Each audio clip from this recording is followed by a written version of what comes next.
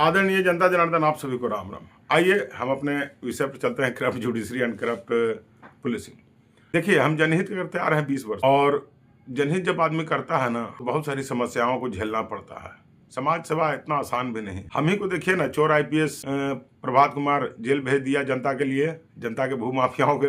मैंने जनता के हित में जब हम आवेदन लिखने लगे तो गुस्सा आके हमको गांजा केस में भेज दिया, SC/ST केस में भेज दिया, और उसके साथ एक चोर SDPO था वो भी, और चोर रघुनाथ हुआ वो दरोगा। ये तीनों का कॉम्बिनेशन था, मिला करके हमको जेल भेजा 5 बार का केस। अब जब बाहर निकले हम तो जनता हमको बताया कि सब प्लांटेड था। बहुत सारा रिकॉर्डिंग मेरे पास आया सामने, एकदम उसी डेट का जिस दिन हम अरेस्ट हुए हैं।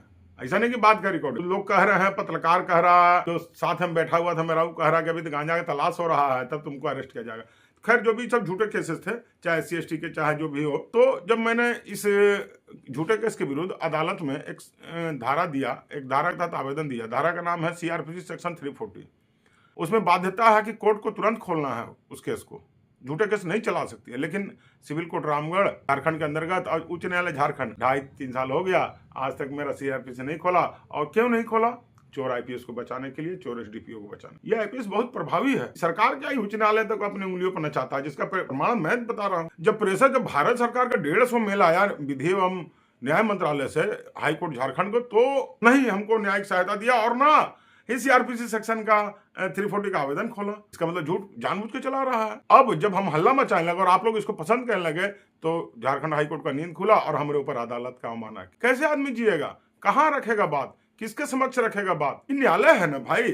वही जब बात नहीं सुनेगा तो आदमी कहाँ जाए? और दूसरी चीज, यह कहानी स्टार्ट हुई थी प्रधानमंत्री कार्यालय से, वहीं से पत्र चला, वहीं से चला गृह मंत्रालय को, वहीं से चला ministry of law and justice को, और वहीं से चला नालसा को, और नालसा पहले भेजा supreme court legal service committee को, वहां से यहाँ ट्रांसफर कर दिया। हम भी बोले जाए दो, छोड़ो, यहीं हमको केस खुलवाना है, हम यहीं खुलवाते हैं।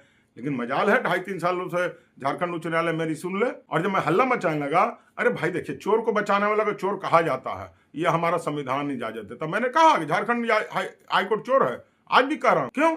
क्यों आखिर 340 सेक्शन का आवेदन रोका? क्यों भ्रष्टाचारियों को बचा रहा है? क्यों चोर के साथ खड़ा है? तो इससे मेरे ऊपर अमाना केस कर दिया। मैं सारा बात रखूंगा कि कैसे प्रधानमंत्री कार्यालय से लेकर के सुप्रीम कोर्ट तक के लोग इसमें थे शामिल, और इसके बावजूद भी हम न्याय से वंचित क्यों हैं। चलिए, धन्यवाद, देखते हैं।